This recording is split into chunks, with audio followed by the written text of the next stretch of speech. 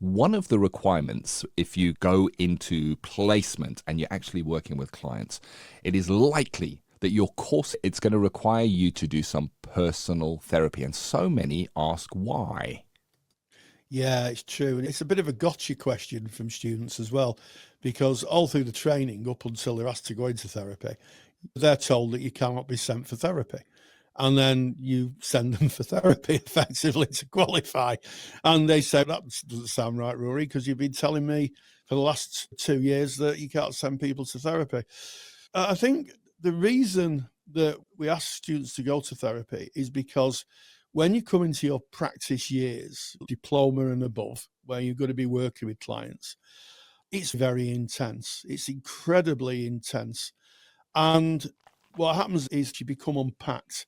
The theories and the personal development and working with clients, a lot of students really aren't prepared for the changes that they'll have in their worldview or themselves. And the personal development group is really useful for people to voice that.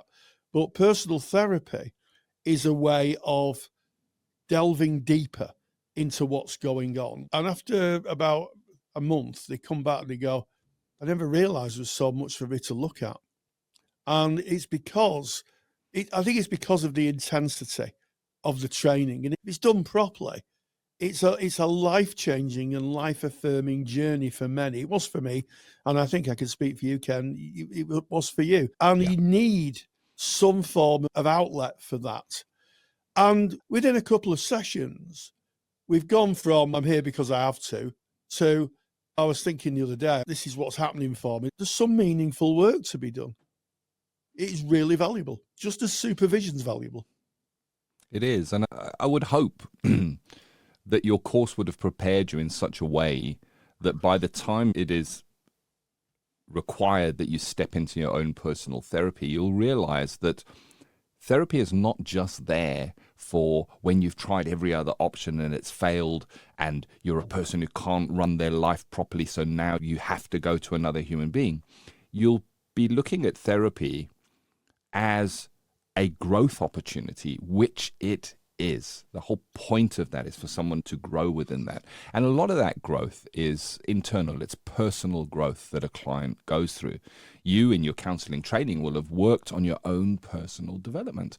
And quite honestly, going in and doing your own personal therapy is like personal development on steroids. If you find the right counsellor who really matches up with you, it really is. And it is in protection of you as the therapist, and it is also in protection of the clients that you're about to see. And I think of it this way. As counselling students, we very rarely are able to watch another counsellor do what we do because of confidentiality. And it makes a lot of sense. But you get to experience that by going for your own therapy. Now, what is interesting is when you go through this process, you may discover stuff that comes up for you. That may be from the course, as you suggested, Rory. It may also be that you've just taken your first steps into placement and clients are coming and they're bringing a topic or an area of their lives that resonates with something that you might have experienced or a family member might have experienced. And that can be quite a jolt. So what do you do with that? Yes, of course, we would take it to our supervisor, but very often the supervisor would say, this is why your personal therapy is there, because there are certain things we need to work through ourselves to be pure in our relationships with our clients.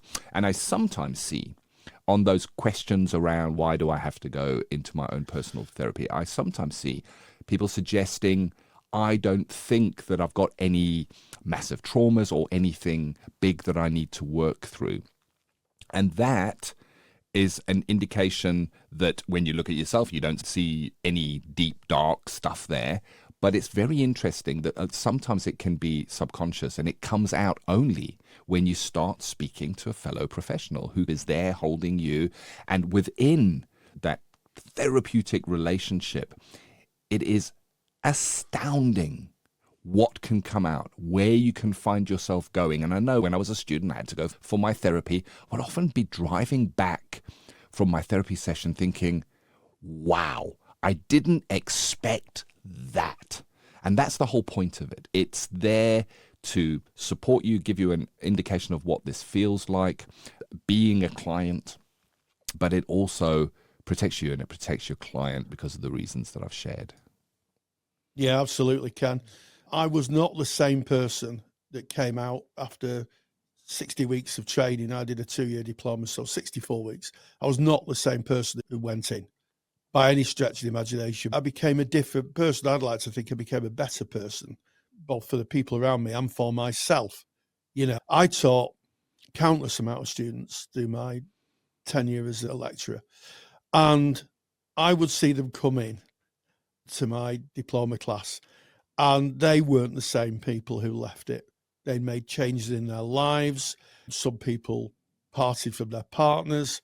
Some people had some quite striking revelations about messages they were given as children about who they were, and pushed back against that and became the person that they are. And I think for me as a trainer, that was the most rewarding part of being involved in counsellor training. The people who left were complete people. They were whole people. And they went on to go into their lives. I know it costs money and I know it costs time, and why do I have to do it? And there's nothing wrong with me. But just give it a go. Just lean into it. And I think you'll find that with what's going on for you in the training, it'll make complete sense and it'll be a great benefit. Yeah, and so many counsellors offer student rates because they understand it and they've been through it themselves. I certainly did when I was in practice. The topic we're discussing is understanding personal therapy in counselling training. So as a student within your training, that you're called to do. But here's the secret. You will be potentially called into therapy many times after your training as well. And that may be called by your supervisor who suggests that, or it might be something that just comes up with you. You're thinking of something one day and you go somewhere and an emotion comes up, or something you recognize within yourself, or it might be something that comes up when you're working with a client. And we want to know and see entering therapy as a strength. It is something we do to strengthen our practice, not a weakness that kind of goes right back to the beginning of where I started, looking at the opportunity to go into therapy as an incredible growth opportunity for you and your practice is the way to look at this.